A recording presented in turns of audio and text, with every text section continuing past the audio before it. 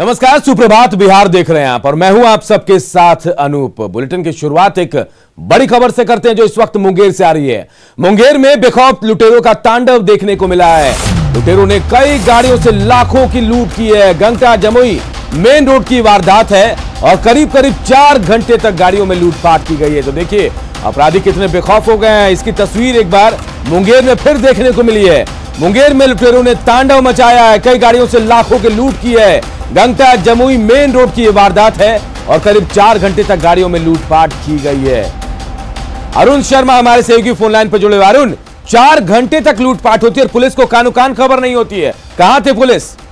जी मैं बता दूं कि जो इलाका है वो जंगली इलाका है तथा नक्सलियों का जो गढ़ है वो माना जाता है, तो पुलिस वहाँ जाने में संकोच करती है। यहाँ वहाँ पे रात में गश्ती नहीं हो पाती है नक्सलियों के वैसे, जिस वजह से जो घटना है, जो अपराधी है, जो लूट के कांड हुआ, इसी वजह से ये लूट कांड को अंजाम देने में वो सफल हो जाते हैं। जी देखिए, तो बड़ी खबर हम आपको बता रहे हैं मुंगेर से आ रही है, जहां कई गाड़ियों में लाखों की लूटपाट की है। बेखौफ लुटेरों ने करीब 4 घंटे तक गाड़ियों में लूटपाट की है और इसके बावजूद पुलिस वहां नहीं पहुंची। गंगटा जमुई मेन रोड की घटना है और बताया जा रहा है कि नक्सली इलाका है, जिसकी वजह से पुलिस भी वहां जाने से थोड़ा अगली खबर नालंदा के हिलसा से, जहां पुलिस ने 3 अपहरणकर्ताओं को गिरफ्तार किया है। साथ ही अगवा लड़के को सकुशल रिहा भी करा लिया गया।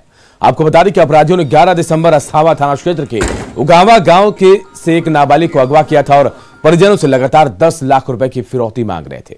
इसके बाद पुलिस ने छापेमारी करते हुए हिलसा के कौशिक नगर से 3 अपहरणकर्ताओं को गिरफ्तार किया और अगवा नाबालिग को रिहा करा लिया गया। मुजफ्फरपुर में बेखौफ अपराधियों ने पुलिस की चुस्ती को ठेंगा दिखाते हुए दिन दहाड़े बीच सड़क पर अंधाधुंध फायरिंग कर एक कारोबारी की हत्या कर दी।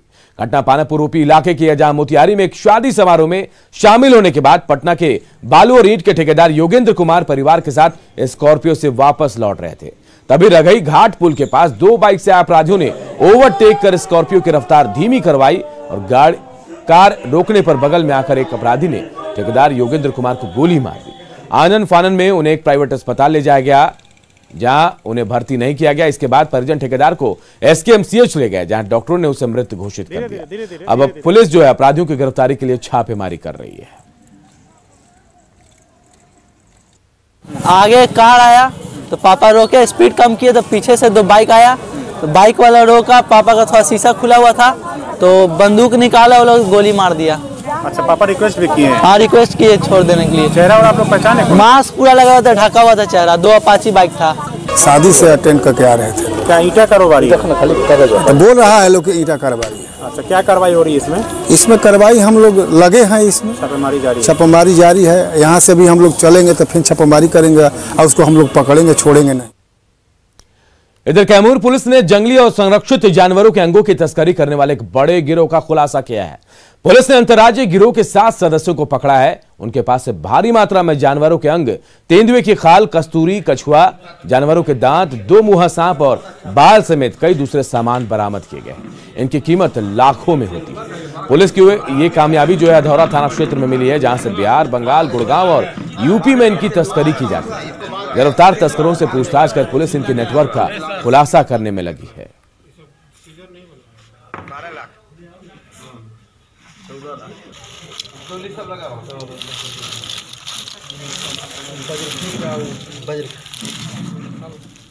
सीएम नीतीश की समीक्षा बैठक में शराबबंदी को लेकर सख्त निर्देशों का अब असर भी दिखने लगा। पुलिस और उत्पाद विभाग की टीम ने शराब माफियाओं के खिलाफ अभियान तेज कर दिया है।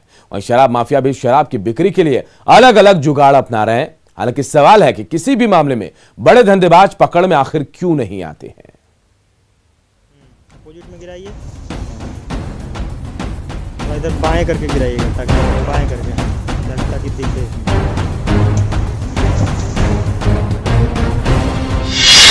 कहीं झाड़ियों के पीछे शराब,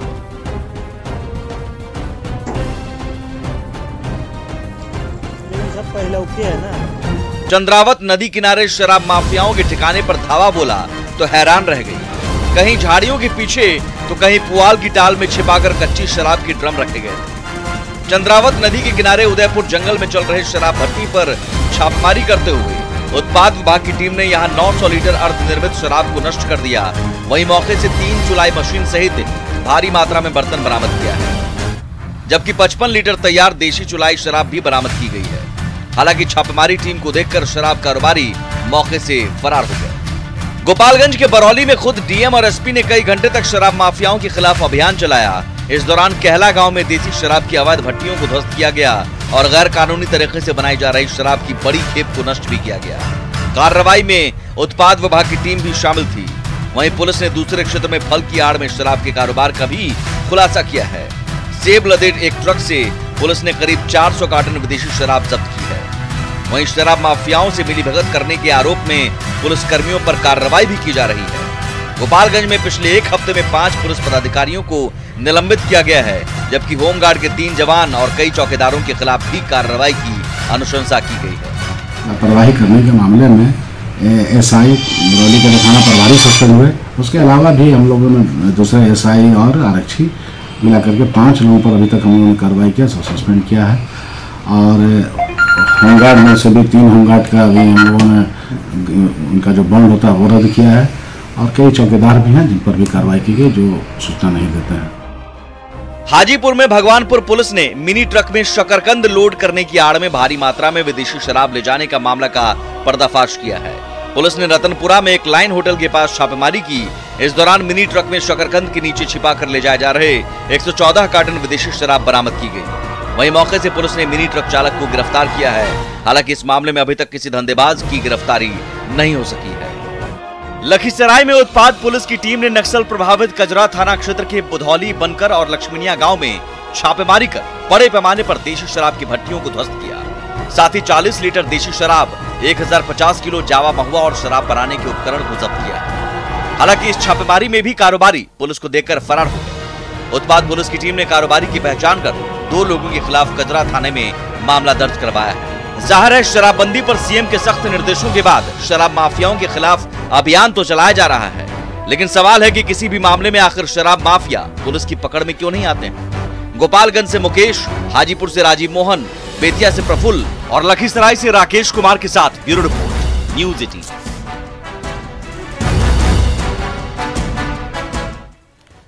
इधर रिम्स में इलाज करा रहे पूर्व मुख्यमंत्री लालू प्रसाद की किडनी का फंक्शन लगातार कम होता जा रहा है।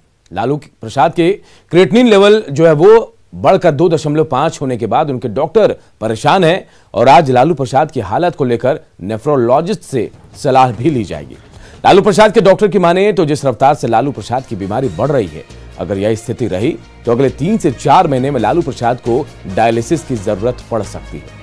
जब लालू प्रसाद रिम्स में इलाज के लिए पहुंचे थे तो उनकी किडनी फंक्शनिंग 3रे स्टेज पर थी, लेकिन बढ़ती उम्र और स्वास्थ्य कारणों से अब उनकी किडनी फंक्शनिंग की स्थिति 4थी स्टेज पर पहुंच गई है। किडनी फंक्शनिंग 5वें और अंतिम स्टेज में पहुंचने पर विकट स्थिति उत्पन्न हो सकती है। ऐसे हालात में मरीज के लिए डायलिसिस या फिर किडनी ट्रांसप्लांट ही विकल्प के रूप में बचता है।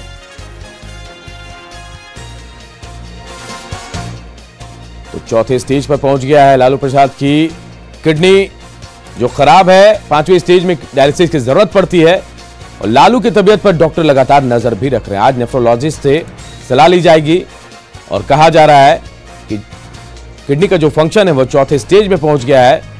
लगातार लालू प्रसाद के स्वास्थ्य में गिरावट आ रही है। अगर ऐसे हालात बने रहे तो उनको डायलिसिस की जरूरत पड़ सकती है आने वाले 3-4 महीने में, या फिर किडनी ट्रांसप्लांट भी कराना पड़ सकता है। तो फिलहाल लालू प्रसाद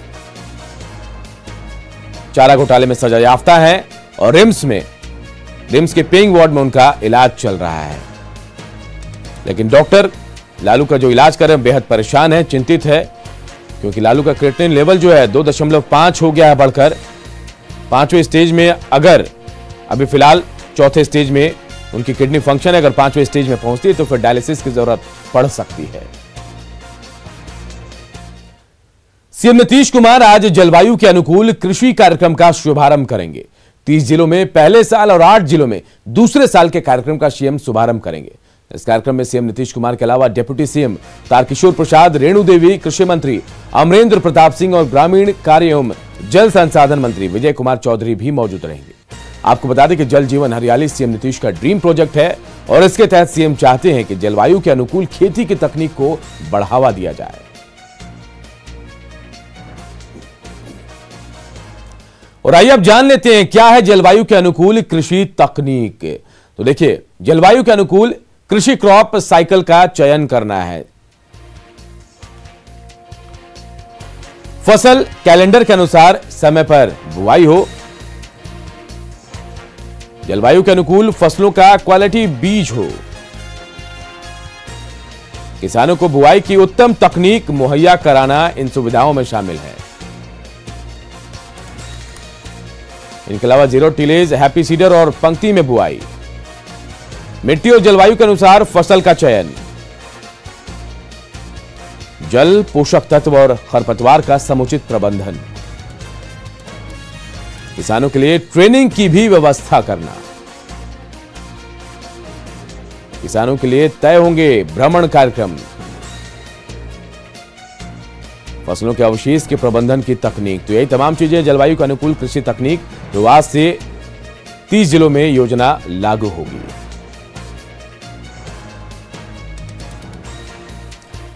और वैशाली में आज बीजेपी की बड़ी बैठक है। बिहार बीजेपी प्रभारी भूपेंद्र यादव इसमें शामिल होने वाले हैं। राष्ट्रीय सह संगठन महामंत्री सौदान सिंह भी शामिल होंगे। प्रदेश अध्यक्ष संजय जायसवाल भी इसमें शामिल होंगे। केंद्रीय गृह राज्य मंत्री नित्यानंद राय भी इस बैठक में शामिल होंगे। वैशाली गढ़ पर बीजेपी की बैठक है और बिहार बीजेपी के सभी बड़े नेता मौजूद रहेंगे। तो अहम बैठक आज वैशाली में। आज बीजेपी की बड़ी बैठक बुलाई गई है और बिहार बीजेपी के प्रभारी भूपेंद्र यादव के साथ साथ बिहार बीजेपी के प्रदेश अध्यक्ष संजय जायसवाल, केंद्रीय गृह राज्य मंत्री नित्यानंद राय, राष्ट्रीय महामंत्री सौदान सिंह भी इस बैठक में शामिल होंगे। अहम बैठक इसे कहा जा रहा है।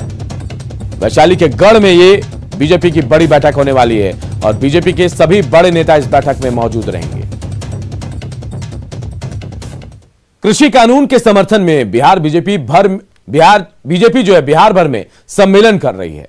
बिहार बीजेपी के नेता राज्य के सभी जिलों में सम्मेलन कर लोगों को बता रहे हैं कि किसान कानून से कैसे किसानों का भला होगा।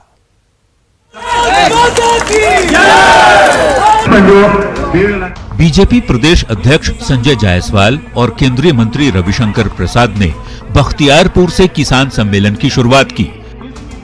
राज्य के सभी 38 जिलों के 243 विधानसभा क्षेत्रों में किसान बिल के समर्थन में बीजेपी किसान सम्मेलन और किसान चौपाल का आयोजन कर लोगों को जागरूक करेगी। पूरे देश का किसान एक रहे, हर किसान का हाथ एक रहे, कोई आदमी कहीं भी किसानी का फायदा उठा सके, कहीं का भी किसान मजबूर नहीं हो, कहीं का भी किसान को दिक्कत नहीं हो, यह देखने का काम अगर नरेंद्र भाई मोदी करते हैं तो इसके विरोध में कांग्रेस की सरकार साजिश करती है। 13 दिसंबर से 25 दिसंबर तक पूरे बिहार में किसान चौपाल का ये सिलसिला ऐसे ही चलता रहेगा।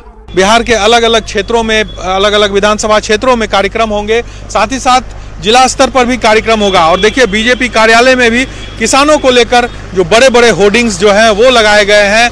आत्मनिर्भर किसान करके यहाँ पर लगाया हुआ है और बिहार के जो किसान है वो इस बिल से उनको कितना फायदा है, ये तमाम चीजें इस बैनर में, इस पोस्टर में दिखाया गया है। किसान सम्मेलन और किसान चौपाल के जरिए बीजेपी नेता विपक्ष के दुष्प्रचार को काउंटर करने में किसान सम्मेलन कितना कारगर साबित होगा, ये देखना दिलचस्प होगा। न्यूज़ 18 के लिए बाढ़ से अनिरुद्ध के साथ पटना से साकेत कुमार की रिपोर्ट। बिहार में कृषि कानून पर सियासी बयानबाजी तेज है। बीजेपी ने पूरे प्रदेश में किसान चौपाल लगाने का फैसला किया, जिसकी शुरुआत बख्तियारपुर से हो गई। बीजेपी के किसान चौपाल पर विपक्ष जो है वो सवाल खड़े कर रहा है, तो बीजेपी और जेडीयू नेताओं का कहना है कि विपक्ष किसानों को भरमा रहा है। देश के किसानों के सामने यह वकालत नहीं कर पाएंगे, क्योंकि उनके पास थोथी दलील के अलावा किसानों के सवालों का, प्रश्नों का जवाब ही नहीं है। देश का किसान बदहाल है, बेहाल है, सड़कों पर है और ये चौपाल लगाएंगे। बीजेपी किसान विरोधी है, गरीब विरोधी है, ये सबको पता है। हमने कृषि रोड मैप बनाया, आज उसका नतीजा है कि किसान अपने मामले पर सड़कें बनाई, हर खेत तक बिजली पहुंचाने की कार्य योजना हम इतने लंबे अरसे के बाद कर रहे हैं। तो स्वाभाविक है बिहार के किसान इस बात को महसूस करते हैं कि एनडीए की सरकार और उसके मुखिया आदरणीय नीतीश कुमार जी ने जो काम किया आधारभूत संरचना के क्षेत्र में, उसका फलाफल मिल रहा है। विषयों को कहीं ना कहीं भ्रमित करने के लिए और जिस प्रकार से इस आंदोलन को गति दी जा रही है, लोगों को भ्रम फैलाने में, बिल के विरोध में लोगों को खड़ा करने का, तो निश्चित रूप से भारतीय जनता पार्टी की जवाबदेही है कि हम अपने लोगों को, अपने किसान भाइयों को निश्चित रूप से सही विषयों से अवगत कराएं। नवादा में प्रधानमंत्री किसान सम्मान निधि योजना के तहत अवैध तरीके से जिन लोगों ने पैसे लिए, विभाग उनसे अब पैसे वापस ले रहा है। जिला कृषि पदाधिकारी के इस फैसले का कृषि मंत्री अमरेंद्र प्रताप सिंह ने स्वागत किया और कहा कि इस योजना में जिनका हक नहीं है, वैसे लोगों को इस योजना का लाभ नहीं लेना चाहिए। जिसके लिए हम हकदार नहीं हैं और वो राशि हम ले लिए हैं, तो उसे वापस कर देना चाहिए। सरकार ने अगर लीनियंट व्यू लिया है तो ये अच्छी बात है। बिहार के सिनेमाघरों पर कोविड का असर अब भी कम नहीं हुआ है, जहां 70% कुर्सियां अब भी खाली रह रही हैं। सरकार के गाइडलाइंस के बाद 1 महीने पहले ही सिनेमाघरों ने शो चालू कर दिया। उसके बाद भी लोग सिनेमाघरों में फिल्म देखने नहीं जा रहे हैं। राजधानी पटना के रीजेंट सिनेमा का हाल भी कुछ ऐसा ही है। ऑनलाइन टिकट की सुविधा के साथ 10% टिकट की दर में कमी करने के बाद भी शो के दौरान कुर्सियां खाली रह गई। रीजेंट सिनेमा के शो का जायजा लिया हमारे सहयोगी रजनीश कुमार ने। कोरोना काल में भी सिनेमा हॉल चालू हुए 1 माह से अधिक हो गए, बावजूद स्थिति सामान्य नहीं हुई। पटना के रीजेंट सिनेमा हॉल के अंदर की आपको तस्वीर दिखा रहे हैं।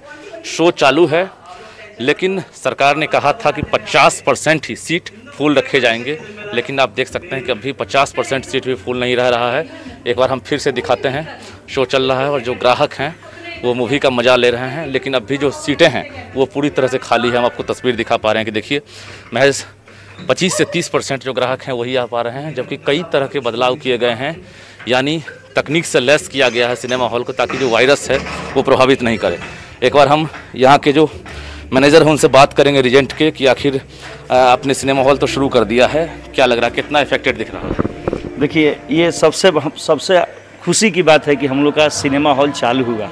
एक तो पहली चीज़ है कि जो ना के बदले था वो हाँ है, तो जो भी पब्लिक हमारे पास में आ रही है वो खुशी की बात है कि हम उसको हम एक्सेप्ट करेंगे।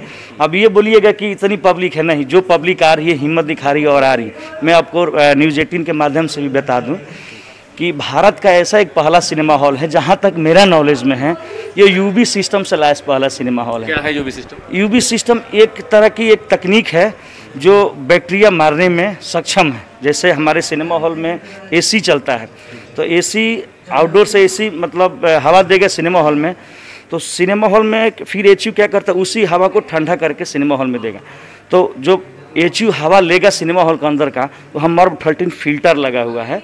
मर्ब 13 फिल्टर से जो भी हवा गुजरेगी फिल्टर के थ्रू, वहाँ बैक्टीरिया बाहर निकलेगा, उस बैक्टीरिया को वहीं सॉक कर देगा। कैपेसिटी क्या है आपके सिनेमा हॉल की? हमारी 652 की कैपेसिटी है। कितनी सीटें फुल रही? अभी हर शो में तकरीबन 80-90, किसी में 100 भी चले जाते हैं, किसी में 50-60, मतलब जो भी पब्लिक आ रही हो हमारे लिए खुशी की बात है। टिकट के रेट में कितना बदलाव हुआ? टिकट के रेट में कोई खास बदलाव नहीं है, लेकिन हाँ, पटना के जितने भी सिनेमा हॉल है सबसे रिजनेबल सिनेमा हॉल है हमारे यहाँ। 130 का भी रेट चल रहा है। क्या रेट? पहले 150, 160, 180 भी रेट हुआ करते थे। अभी जो स्थिति है सामान्य नहीं है। अभी सामान्य नहीं है, लेकिन खुशी की बात है कि जो भी पब्लिक आ रही है उससे हम खुश हैं। अब भी जो ग्राहक हैं वो मूवी देखने के लिए रुचि नहीं दिखा रहे हैं, जबकि काफी कुछ बदलाव यहाँ दिख रहा है। कैमरामैन मनीष जुनिया के साथ रजनीश कुमार, न्यूज़ 18 पटना।